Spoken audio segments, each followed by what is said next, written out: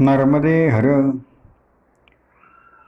ज्ञान वैराग्य ऐश्वर्य यशस्वी औदार्य हे साही गुणवर्य वसती जेथ येणे कारणे भगवंत.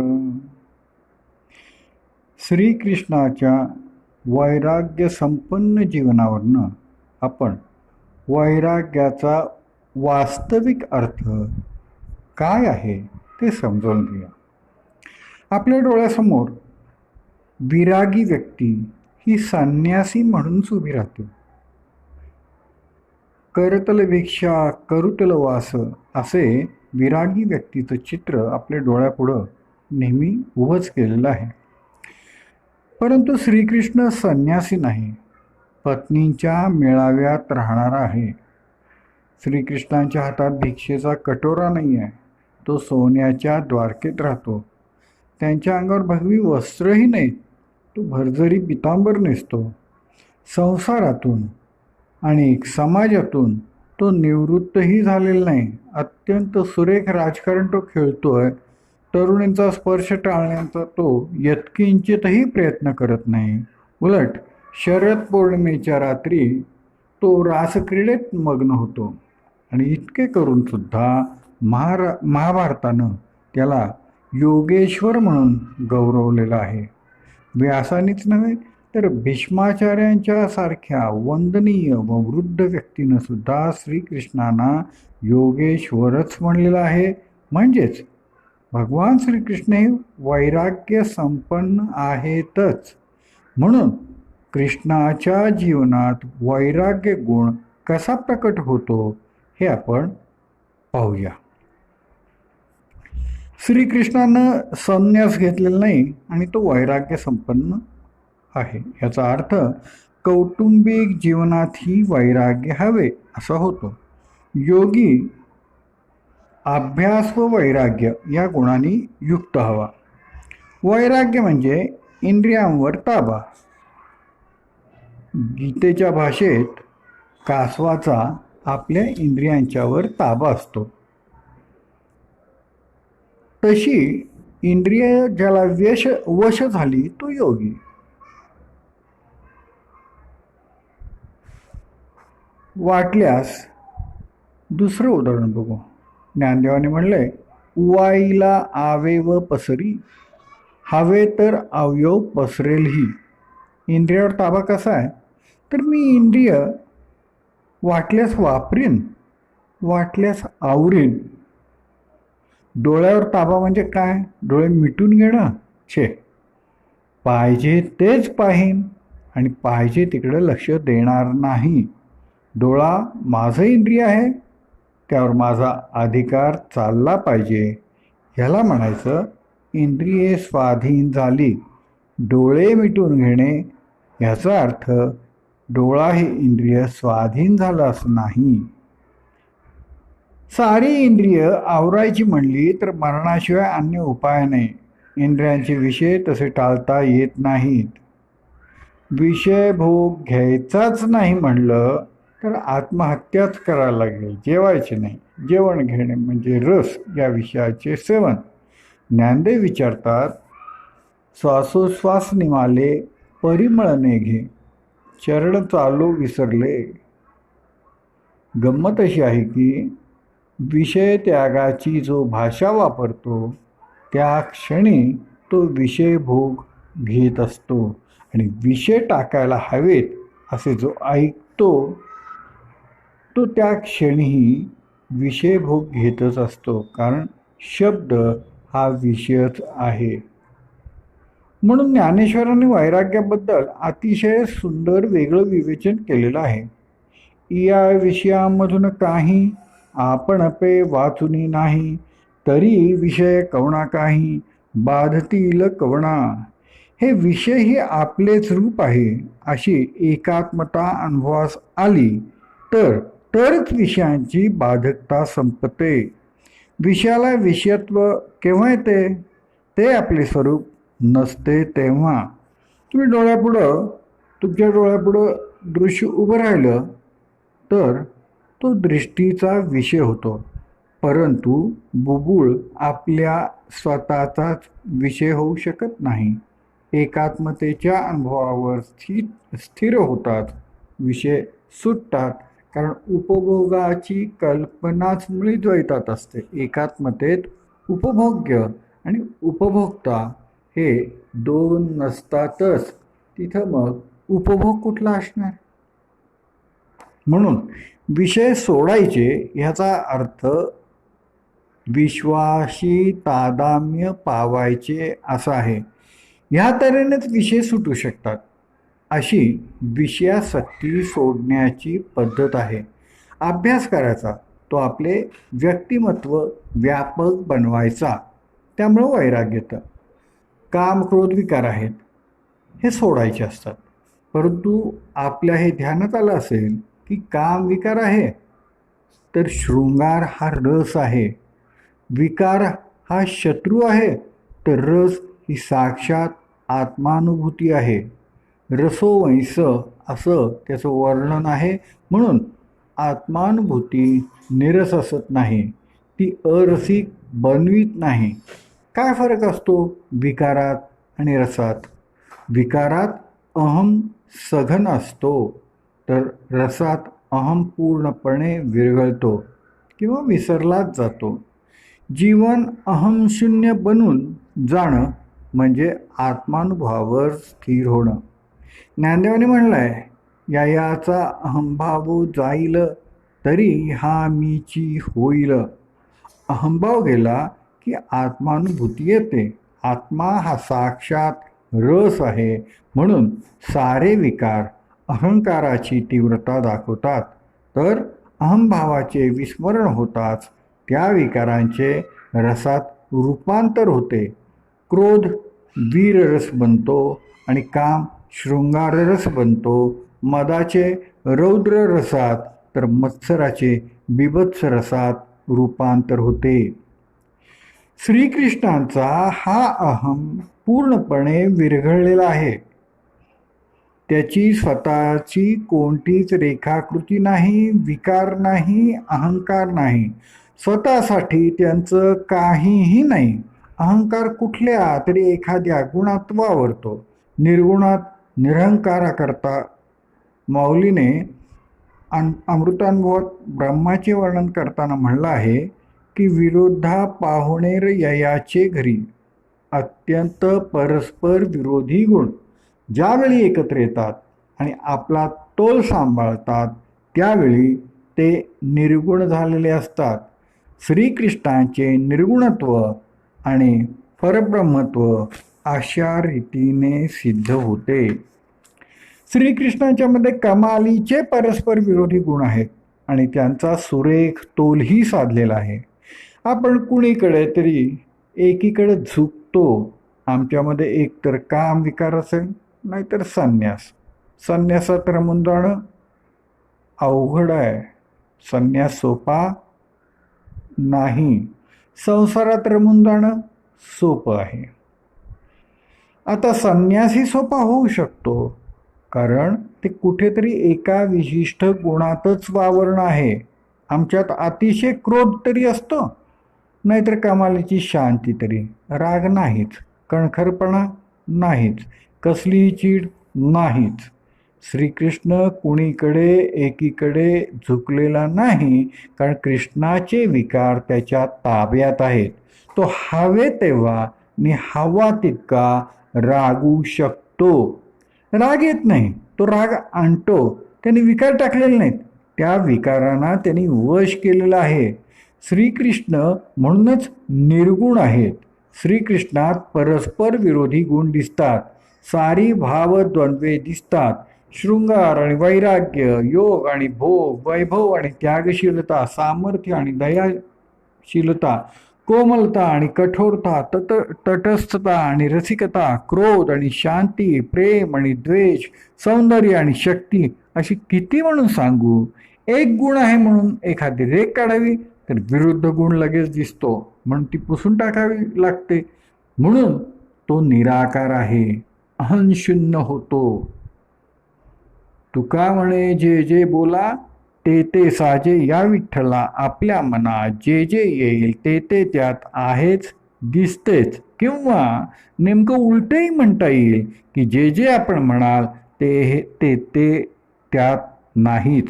विशेष असं की या दोन्ही विधानांचा अर्थ एकच होईल अशी स्थिती असल्यामुळं श्रीकृष्ण परब्रह्म आहेत.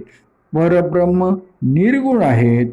त्याला दोषांचा गुणांचा लेप लागत नाही.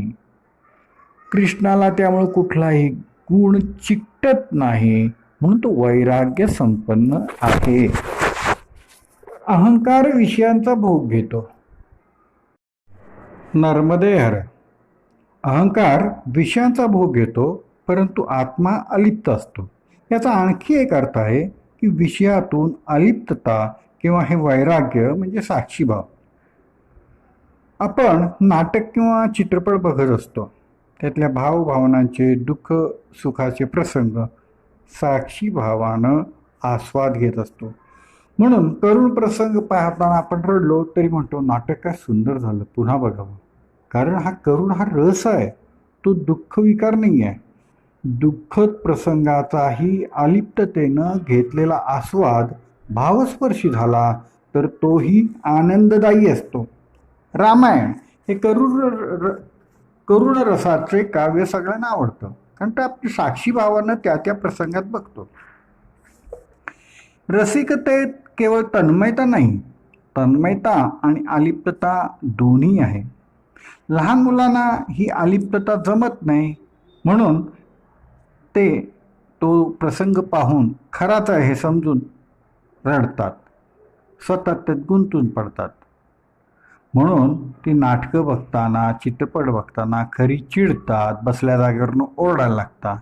ही तन्मयता खरी, परंतु रसिकता नाही. अशा रीतीने पूर्ण तन्मय होणं किंवा गुंतून पडणं हे योग्य नाही आणि पूर्णपणे अलिप्त राहून कोणत्याही प्रसंगाचा कोणताही परिणाम न होणं म्हणजे अगदी फत्तर बनून जाणं, त्यातही काही अर्थ नाही. ते काय खरे थोडंच असतं असं वृक्ष म्हणून सोडून द्यायचं नाही. रसिक अलिप्तही असतो आणि भाव कोमलही असतो. साक्षी भावातून तो तन्मय होतो, म्हणून तो विकारवश न होता त्याचा रसास्वाद घेतो. हे योगाचं लक्षण आहे, हे वैराग्य आहे. वैराग्य संपन्न व्यक्तीनं संवेदनशीलता गमावलेली असते असं नाही. श्रीकृष्णाचे विकार किती ताब्यात होते हे एका प्रसंगातनं सांगता येईल. त्यांनी ठरवलं होतं की क्रोध येऊन द्यायचा नाही, शांती ढळू द्यायचं नाही. काय वाटेल ते केलं तरी रागवणार नाही म्हणजे नाही. एकदा दुर्वास द्वारकेत आले आणि म्हणाले, कुणीतरी मला अतिथी म्हणून ठेवून घ्या. कुणी जर म्हणाला यावे महाराज, तर दुर्वास त्याला बजावत, हे बघ मी फार रागीट आहे, माझ्या मनाविरुद्ध काही झालेलं मला खपायचं नाही, मी शाप देईन, त्यापेक्षा आधीच सांग ना. नाही म्हणून आता अशा व्यक्तीला कोण या घरी म्हणेल? लोक हात जोडून म्हणत की कृपा करा, आपण अतिथी म्हणून येऊ नका. श्रीकृष्णांनी दुर्वासांना म्हणलं, आपण माझ्याकडे या, आपल्या मनाविरुद्ध माझ्याकडं काहीही होणार नाही.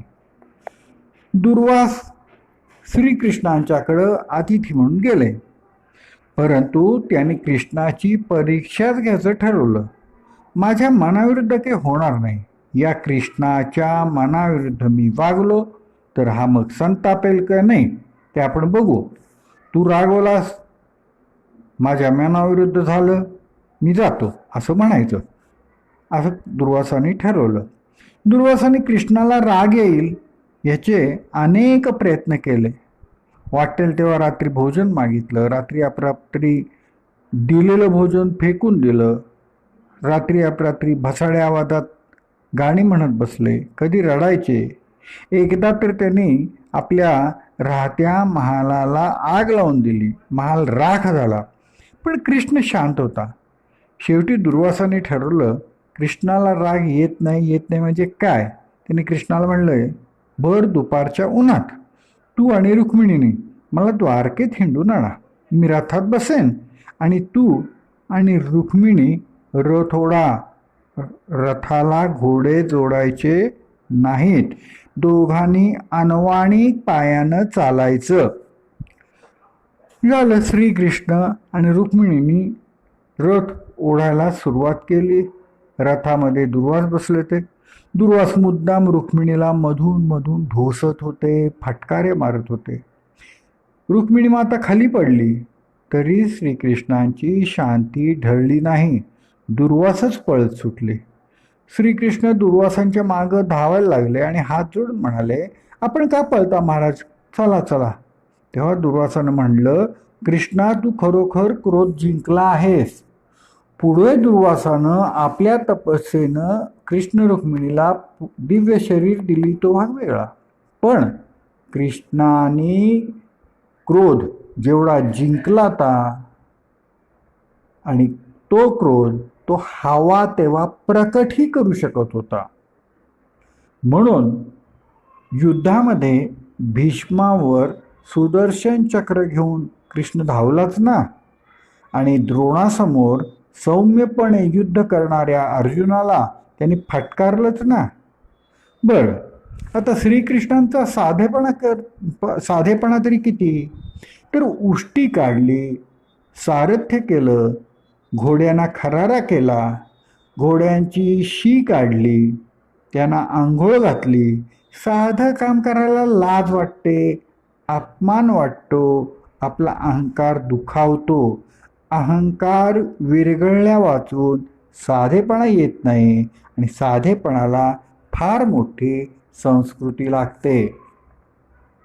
विनोबा काशीला शिकले, व्युत्पन्न पंडित झाले. ते प्रकांड पंडित होऊन गांधीजींच्याकडे गेले आणि म्हणाले, मी आपल्या आश्रमात राहायला आलो आहे, मला काही काम द्या. आता गांधीजींनी ह्या पंडिताला काय काम द्यावं. त्यांनी सांगितलं, हा पाण्याचा हौद रोज भरत जा. विनोबाने असं नाही म्हणलं की मी काय रेडा आहे. जगातल्या सर्व धर्मांचा अभ्यास केलेला मी, आणि मला हे कसलं काम देत आहे. माझ्यासारख्या विद्वानाला हे बिनडोक काम द्यायचं असतं काय. विनोबाने असं म्हणलं असतं तर विनोबा तिथंच संपले असते. पण विनोबा हे वैराग्य संपन्न होते, त्यामुळं त्यांचा त्यातला अहंकार विरघळून गेलेला होता. म्हणूनच ते सहजपणे होय म्हणून पाण्याचा हौद रोज भरत राहिले. श्रीकृष्ण गोकुळात असाच वावरतो. कोणालाही हा आपल्यापेक्षा वेगळा आहे, ज्ञानी आहे, योगी आहे याची त्यांनी कल्पना येऊन दिली नाही आहे. तो रुसतो, तो रुसणार आहे, फुगणार आहे, खोड्या करणार आहे, खेळणार आहे, भांडणार आहे, सतावणार आहे, रमवणार आहे, नाचणार आहे, असा तो कृष्ण आहे. त्याच्या मनाला निश्चित आकार नाही, म्हणून त्याला मेघश्याम म्हणजे मेघासारखा सावळा असं म्हणतात. सावळा तर तो आहेच, परंतु मेघासारखा प्रत्येक क्षणी एक नवीन आकार घेणाराही श्रीकृष्ण आहे. नित्य नवा आकार घेण्याची क्षमता असणं म्हणजेच निराकारिता. आपली मनं वाळलेली असतात, मोडतात पण वाकत नाही. ओली माती वळते, कोणत्याही आकाराला ती समाविष्ट करून घेऊ शकते. आपला आकार ती चटकन बदलतेही. वैराग्य संपन्नता म्हणजे मनाची नित्य नवा आकार घेण्याची क्षमता. आकाराचा आग्रह नसणं म्हणजे वैराग्य. आपल्या कौटुंबिक जीवनात हे पाहिजेच. आमच्या आवडीनिवडी अगदी कडक झालेल्या आहेत. देशस्थांच्याकडे कोकणस्थ मुलगी आली तर गौरी काय उभ्या बसवायच्या. झाली वादाला सुरुवात. खड्याच्या की उभ्याच्या. सून म्हणणार आमच्याकडे खड्याच्याच पाहिजे, देशस्थ सासू म्हणणार नाही उभ्याच्याच हव्यात. कारण दोघांचेही आकार वाळलेले भाजलेले आहेत. मोडतील पण नवीन आकार घेणार नाहीत. वैराग्य संपन्न व्यक्ती ही अहंकार शून्य असते, म्हणूनच ती आग्रह शून्य असते, निराकार असते, म्हणूनच ती कोणताही आकार सहजतेनं घेऊ शकते. नर्मदे हर. म्हणून वैराग्य संपन्न व्यक्ती सहजपणे कुठलाही आकार घेऊ शकते.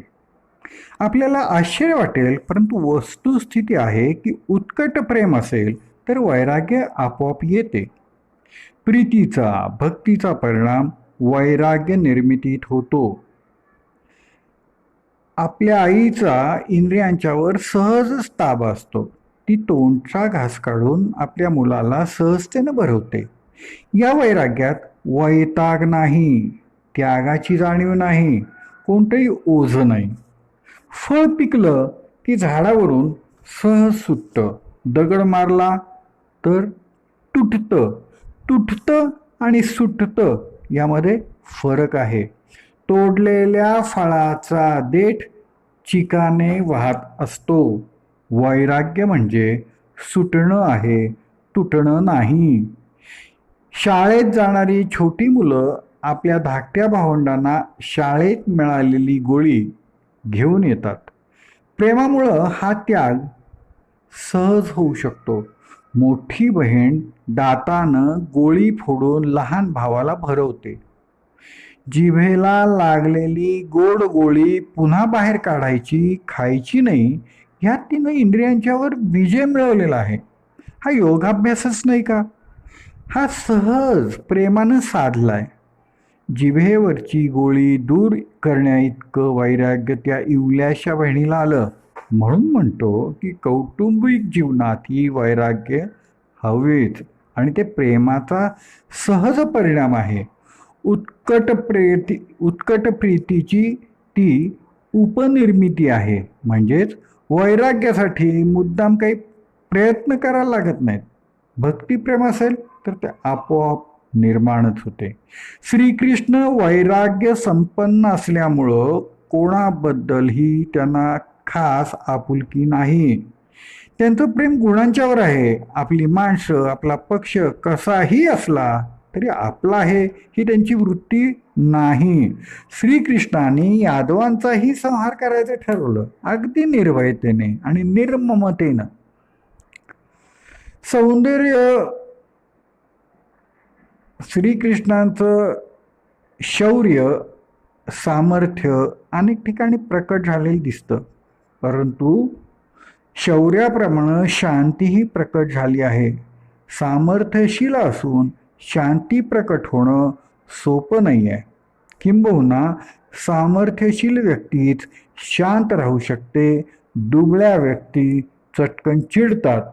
शांत राहायला अधिक सामर्थ्य लागतं. कृष्णाचं सामर्थ्य कंसवध, रुक्मिणी हरण आणि नागनजिती विवाह अशा ठिकाणी व्यक्त झालेला आहे. नागनजिती विवाहाची फारशी माहिती नाही आहे. त्या विवाहाच्या वेळेला एक पण लावला होता. त्यात 7 माजलेल्या बैलांना बांधायचं होतं.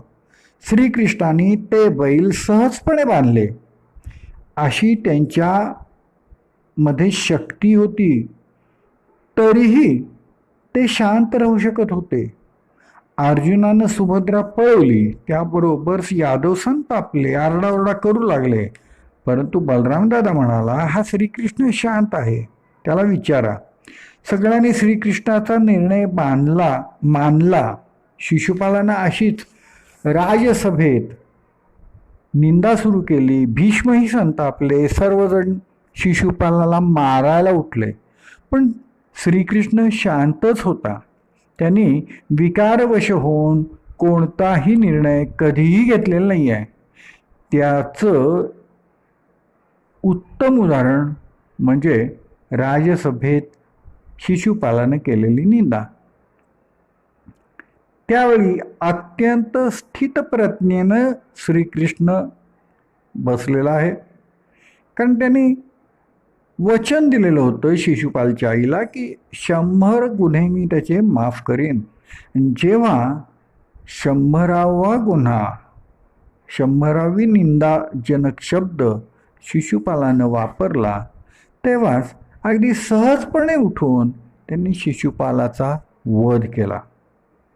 श्रीकृष्णाची ही शांती त्याच्या सामर्थ्यातून आणि बुद्धिमत्तेतून निर्माण झालेली आहे. दोन्ही बाहूंनी समुद्र ढवळला जात नाही. चिडणे, संतापणे म्हणजे ढवळले जाणे. समुद्राच्या खोलीमुळं त्याला शांती प्राप्त झालेली आहे. नारद काय किंवा कृष्ण काय चिडत तर नाहीतच, परंतु कमालीचे मिश्किल आहेत. हा त्यांचा मिश्किलपणा त्यांच्या बुद्धी सामर्थ्यानं निर्माण झालेला आहे.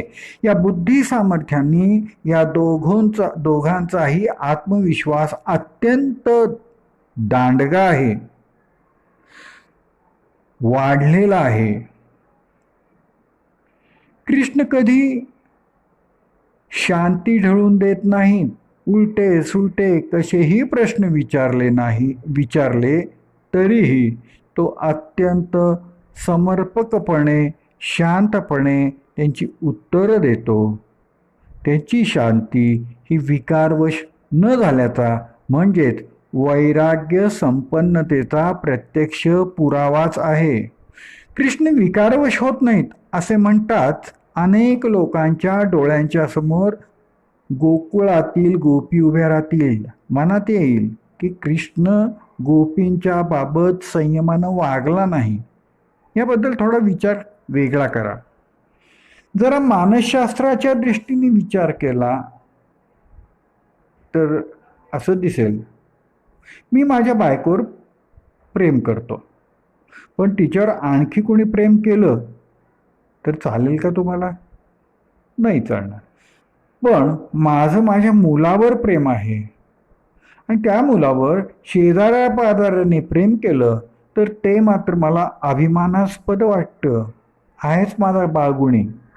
वासना किंवा कामविकारात अन्य व्यक्ती चालत नाही, ती प्रतिस्पर्धीच वाटते. केवळ संशयानं लोक जीव घ्यायला निघतात, परंतु वासनाशून्य प्रेमात द्वेष नसतो.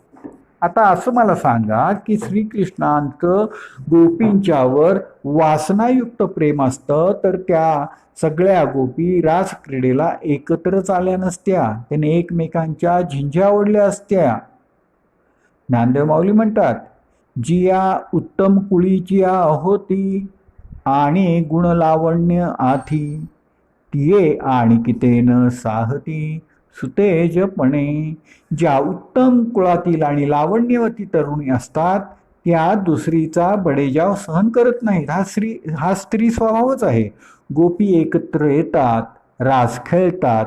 प्रत्येकीला वाटतंय की कृष्णाचं माझ्यापेक्षा त्या दुसऱ्या गोपीवर प्रेम अधिक आहेत, तरी त्या रास क्रीडेत, यमुनेवर पाणी भरायला, स्नानाला एकत्र जातात. हीच गोष्ट त्याच्या वासनाशून्य प्रेमाची द्योतक आहे. राधा नावाची कुणी गोपी नव्हती हे आता सगळ्यांना कळलं आहे. राधा कुणा एखाद्या कवीच्या हृदयात जन्मली. राध धातूचा अर्थ भक्ती असा आहे. राध धातूपासून आराधना शब्द झाला आहे, तेव्हा राधा म्हणजे भक्ती. भक्ती आणि भगवान यांचे तादात्म्य म्हणजेच राधा कृष्ण. अनेकांना एक प्रश्न सतावतो, श्रीकृष्णाच्या 16,108 बायका होता असं म्हणतात. आपल्या मनात असं येत नाही का हो? हा आकडा कुठनं शोधून काढला असेल?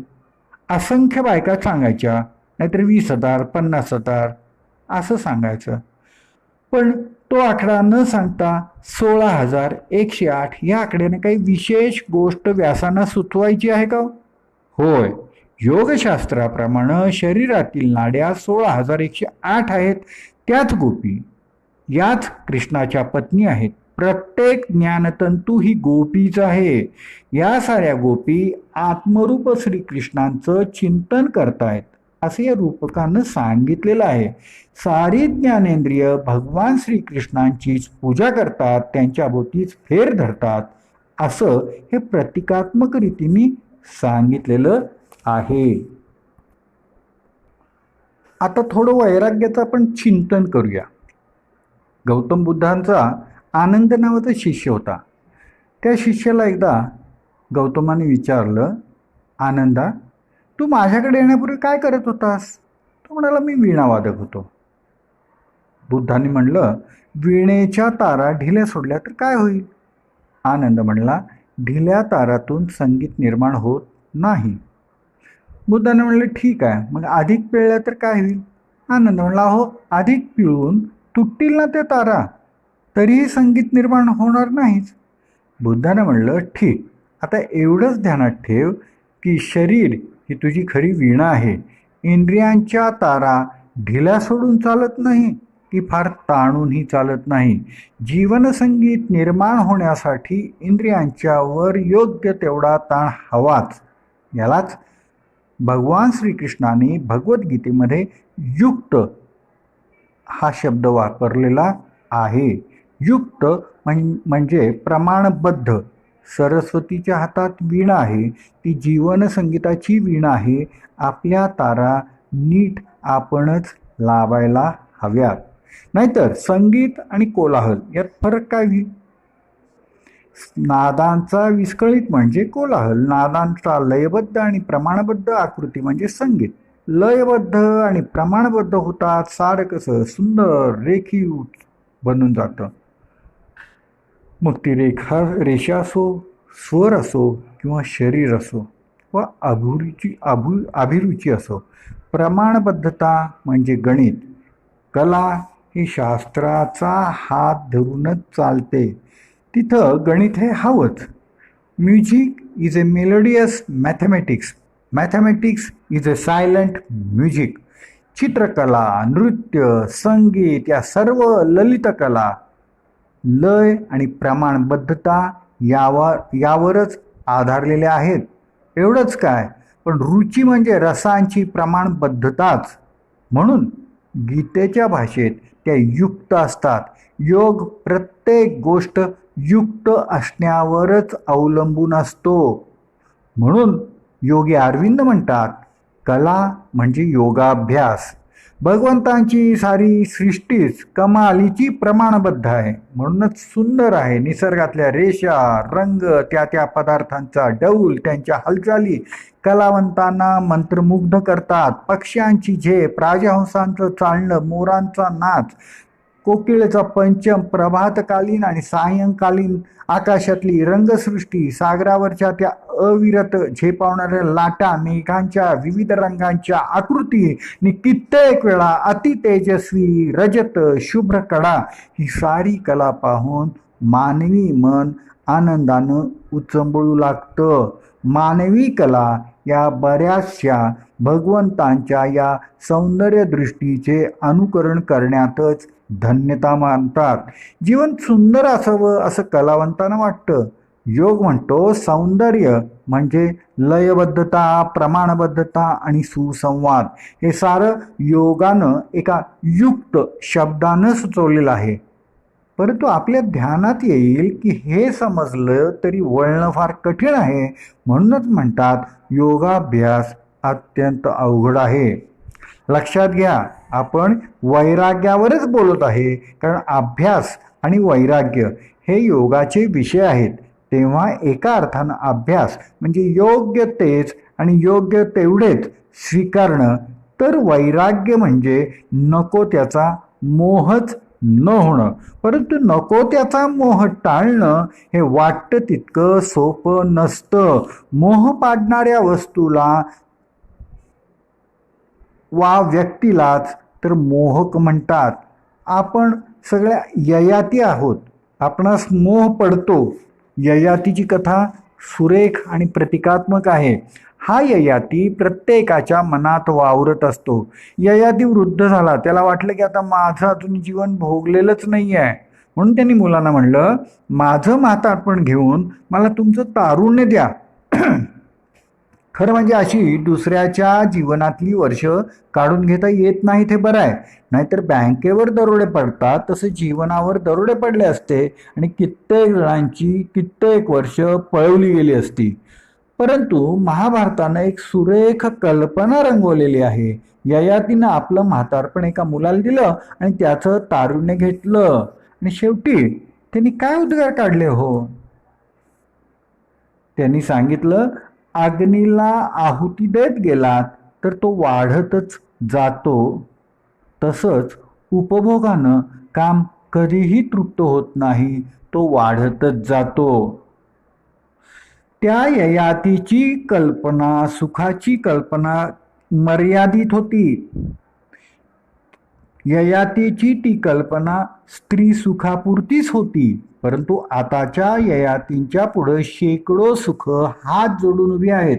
संगीत, चित्रपट, दूरदर्शन, शेकडो खाद्यपेय इत्यादी इंद्रिय सुखांचा खजिना आपल्या पुढं रिता करण्यात आलेला आहे. हवं तेवढं लुटा. इतके असूनही तृप्ती आहे का? हा नवा ययातीच आहे.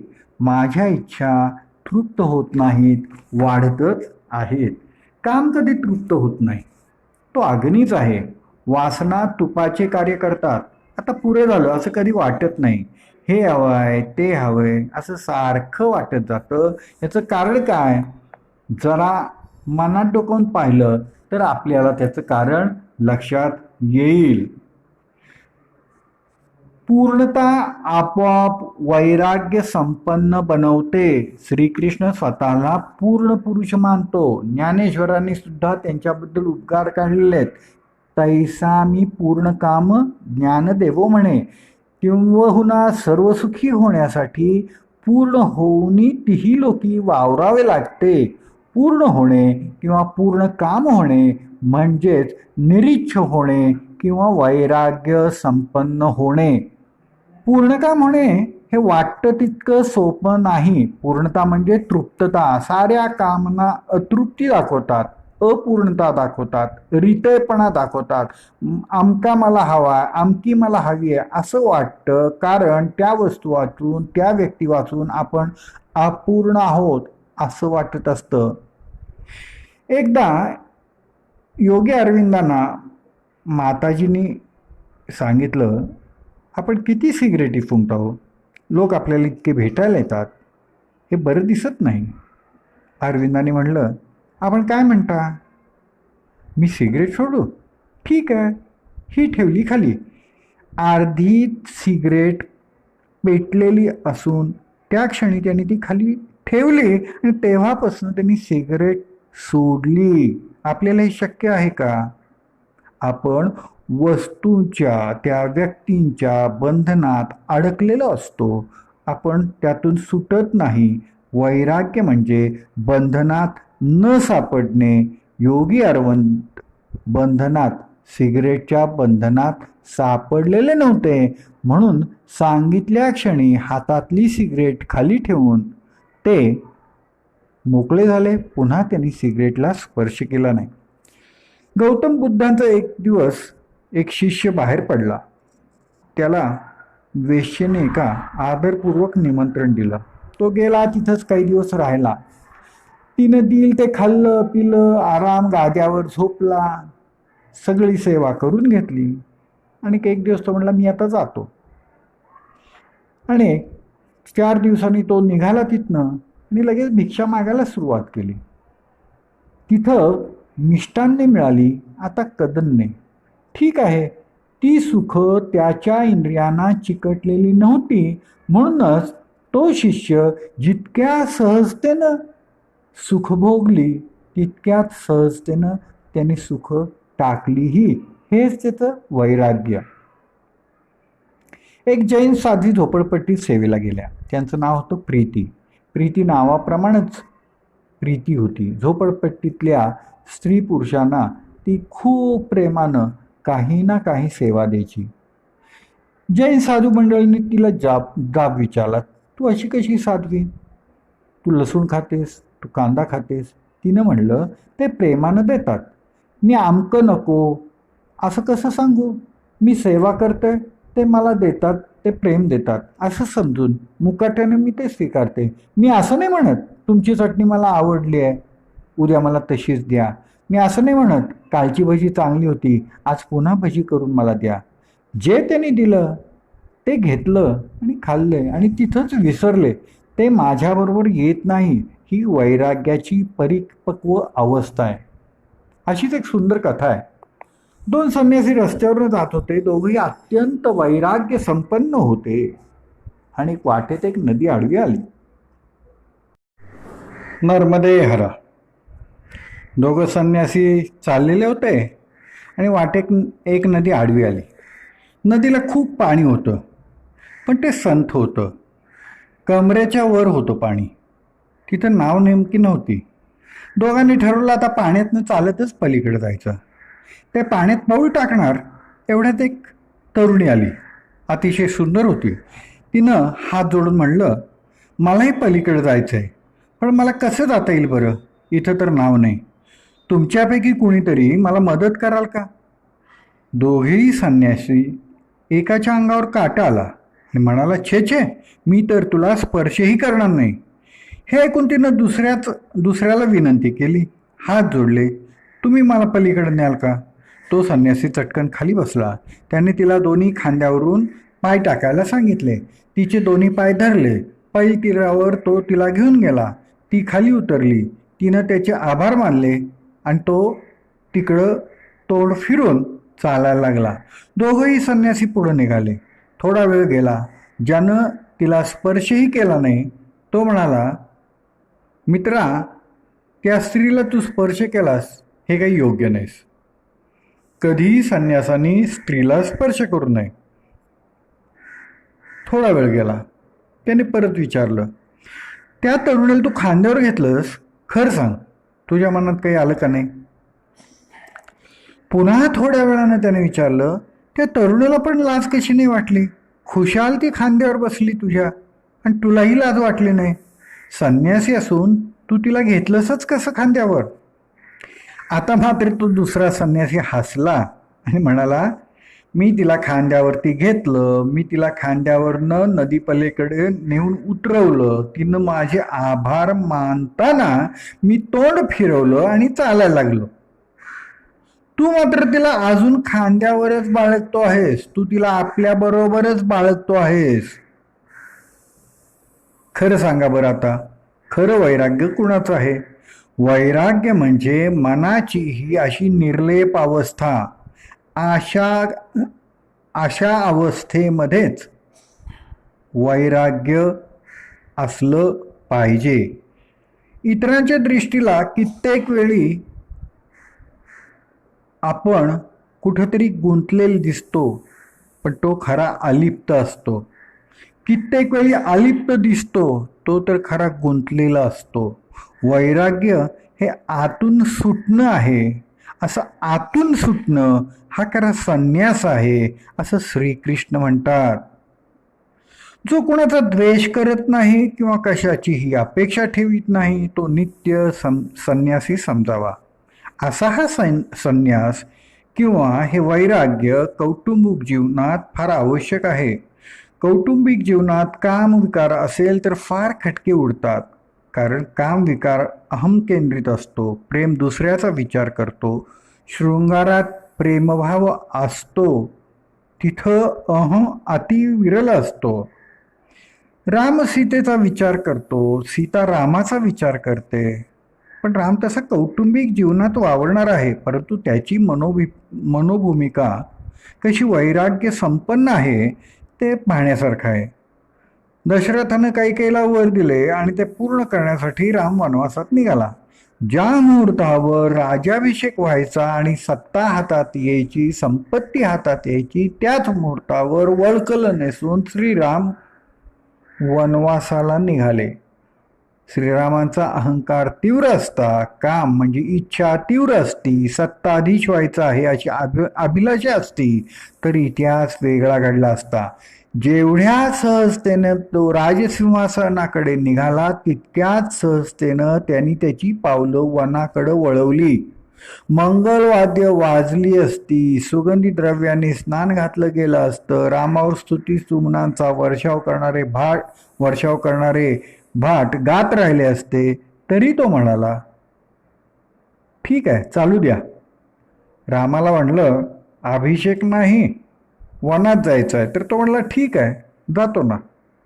कशाचीच अपेक्षा नाही, कुणाचाही द्वेष नाही. हे आतून आहे बरं का, दाखवण्यापुरतं नाही आहे. हे असं वैराग्य पाहिजे. राम भोगाला लालचावलेला नाही आहे, त्यागाच्या वेळी तडफडणारा नाही आहे. अंगावरची वस्त्र सहजतेनं काढून फेकता येतात त्याला. परंतु कर्णासारखी अंगाला चिकटलेली कवचकुंडले काढायची म्हणली तर ते अंग सोलून निघतं, कारण ती चिकटलेलीच असतात ना. भोगासक्तीत जे विषय अंगाला चिकटलेले असतात ते बाजूला होताना मन सोलून निघतं.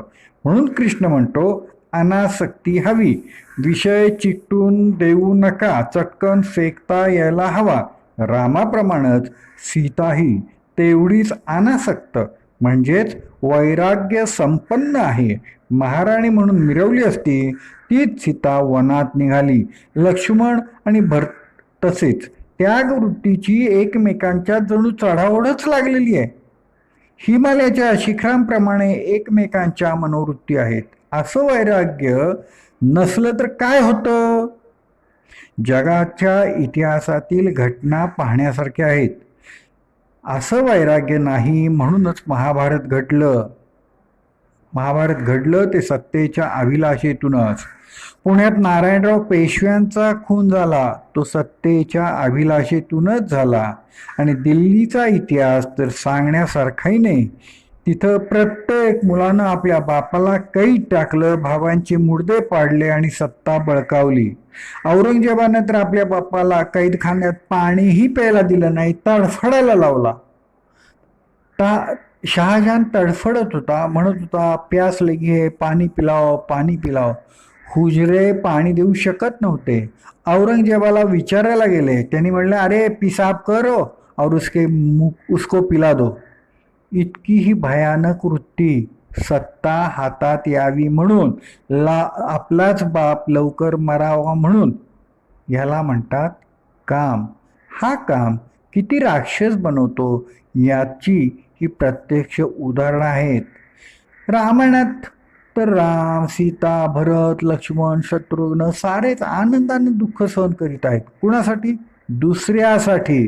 दुसऱ्यासाठी सहजतेनं त्याग करीत आहेत. स्वतःला विसरणे सर्वात मोठं वैराग्य आहे. त्यातूनच महाकाव्य निर्माण होतं. मी मलाच जपत राहिलो तर घरात आनंद निर्माण होणार नाही. विवाहाच्या वेळी यज्ञात आहुती द्यायची असते. यज्ञ म्हणजे अहंकाराची आहुती. या आहुती वाचून विवाह मंगल होत नाही. याला वैराग्य म्हणतात. असे वैराग्य कौटुंबिक जीवनात हवेच. वैराग्य संपन्न गृहस्थाचे घर अशा उंचीचे असते.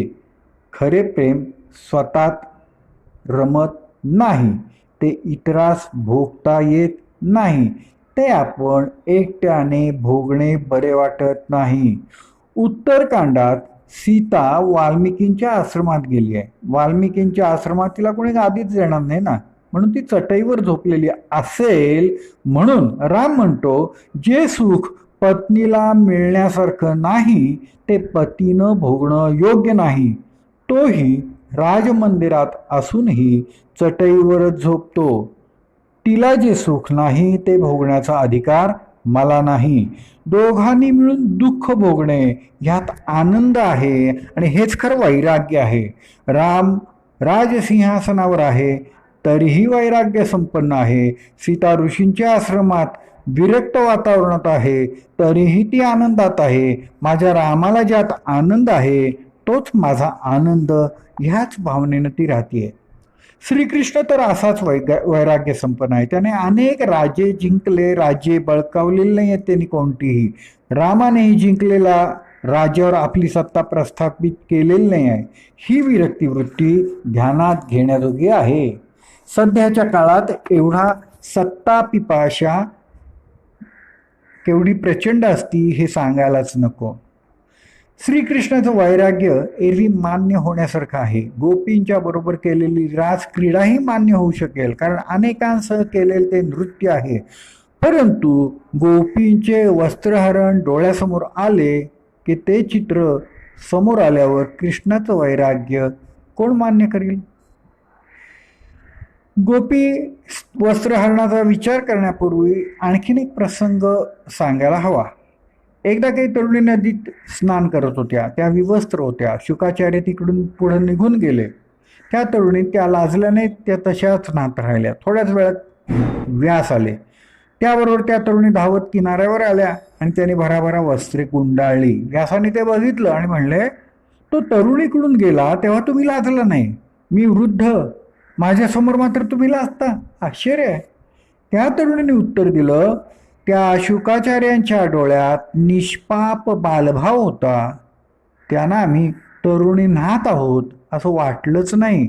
इतर कुणी आंघोळ करतात तशा आम्ही. त्या डोळ्यात कोणतंही कुतूहल नव्हतं, आश्चर्य नव्हतं की खास आकर्षणही नव्हतं.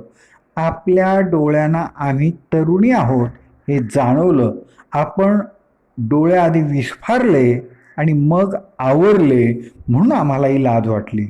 ध्यानात घ्या की वासना डोळ्यात दिसते, स्त्री तर ती ताबडतोब ओळखते. म्हणून वैराग्य येणे म्हणजे असे बालभावत वासनाशून्य बनून जाणं. कलेच्या क्षेत्रात विवस्त्रता अश्लील मानली जात नाही, तिथे केवळ आकार सौंदर्य पाहिलं जातं. अश्लीलता म्हणजे वासना पूर्णता. श्रीकृष्णांच्या डोळ्यातील वासनाशून्य परंतु खोडकर बालभाव गोपीने ओळखलेला होता, म्हणूनच त्यांना तो केवळ खोडकरपणाच वाटला, हेही लक्षात ठेवायला हवं. आणि दुसरी गोष्ट, जेव्हा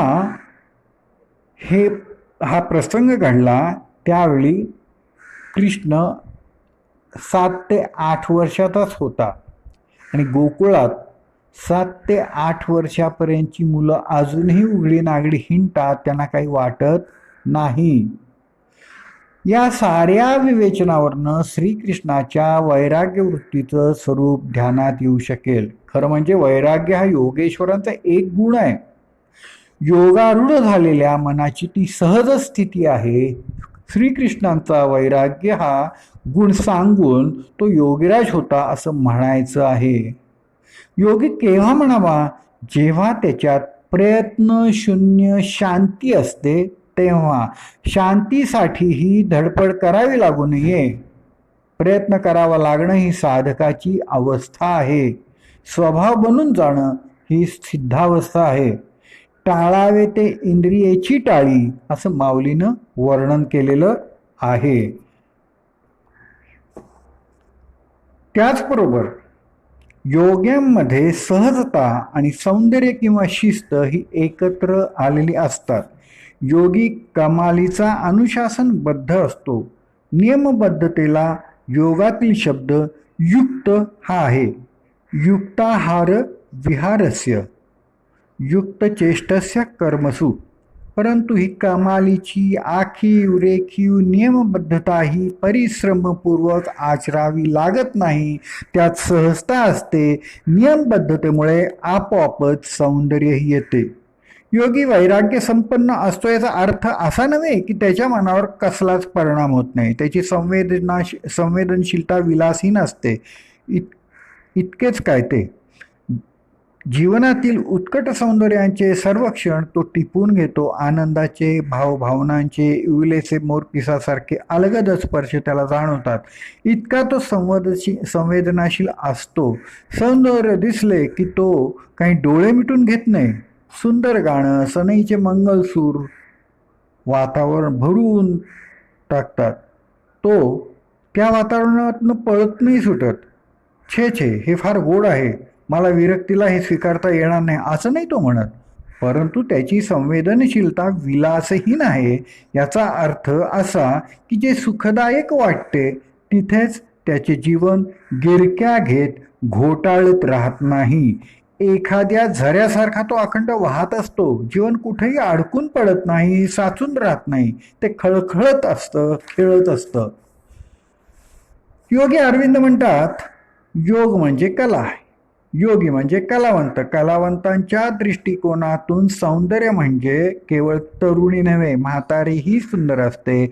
म्हातारीचे उत्कृष्ट चित्र काढले तर तो म्हणेल काय सुंदर चित्र आहे. भिकारी सुंदर नसतो. फाटके कपडे, वाढलेली दाढी, पिंजारलेले केस आणि चेहऱ्यावर दिनवाणेपणा असतो, हातात भिकेचा कटोरा. अशी व्यक्ती समोर असली तर आपण काय त्याला वाह काय सुंदरी भिकारी असं म्हणणार नाही म्हणणार. परंतु एखाद्या चित्रपटात एखाद्या अभिनेत्याने भिकाऱ्याची अशी भूमिका वठवली तर मात्र आपण म्हणू, अरे वा, काय सुंदर काम केलं त्या अभिनेत्याने. या अभिनेत्याचा हा भिकारी पाहण्यासारखा आहे. कलावंतांच्या दृष्टिकोनातून तो सुंदर आहे असा त्याचा अर्थ आहे. तरुणीही सुंदर आहे, बालकही सुंदर आहे, म्हातारीही सुंदर आहे, भिकारीही सुंदर आहे आणि सळसळता पिंपळही सुंदर आहे. तसंच पर्णहीन पिंपळही सुंदर आहे. पुरणपोळीही चवदार आहे आणि वाळकी भाकरीही चवदार आहे.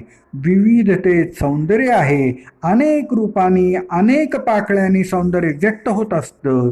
खलील जिब्रान म्हणतो, जीवनातील सारे ऋतू अनुभवावेत. शेते भरून येण्यासाठी वसंत ऋतूची आवश्यकता आहे, तशीच ग्रीष्माचीही आहे. जमीन तापल्या वाचून भिजल्या वाचून फुले फळे येत नाहीत. आपल्या जीवनात मात्र एकच एक वसंत ऋतू नेहमी असावा. गारठवणारा शिशिर किंवा पानगळ करणारा हेमंत नसावा, असं का वाटावं? वैराग्य म्हणजे अनेक गोष्टी टाळणे, न स्वीकारणे अशी समजूत आहे. परंतु वैराग्य म्हणजे उलटही म्हणता येईल. कुरकुर न करता सर्व स्वीकारण्याजोगी मनाची वृत्ती हे वैराग्यच आहे. वैराग्यात स्थूलाचा अस्वीकार आहे, परंतु चैतन्याचा स्वीकारही आहे, हे लक्षात घ्यायला पाहिजे. असा सर्व स्वीकार करण्यासाठी मन निराग्रही हवं, रीत हवं. ही सुद्धा एक योग भूमिका आहे. योग्यामध्ये अनंताला सामावणारी रिक्तता असते. वैराग्य म्हणजे असं निराग्रही होणं, निराकार होणं, रिक्त होणं. निराकाराकरता म्हणजे सर्व आकार क्षमता. निराकारिता म्हणजे सर्व आकार क्षमता. मातीला स्वतःचा आकार नाही, म्हणूनच ती अनंत आकार घेऊ शकते. वैराग्य संपन्न व्यक्ती अशी निराकार निरग्राही असते, म्हणून अनंत रूपात अनंत आकारात ती वावरते. भगवान श्रीकृष्ण असे वैराग्य संपन्न असल्यामुळं निराकार आहेत. कृष्ण निराकार आहेत, म्हणून परस्पर विरोधी आकारात व्यक्तही होतात. क्रोध आणि शांती, प्रेम आणि द्वेष, सौंदर्य आणि सामर्थ्य, कोमलता आणि कठोरता अशी अनेक भावद्वंद्वे त्यांच्या जीवनात प्रकट होतात. त्यांचा कोणताही निश्चित असा गुण सांगता येत नाही. म्हणून तो परमात्मा श्रीकृष्ण निर्गुण आहे, निराकार आहे. म्हणूनच त्याचं भगवंतपण असं सिद्ध होतं. नर्मदे हर, नर्मदे हर, नर्मदे हर.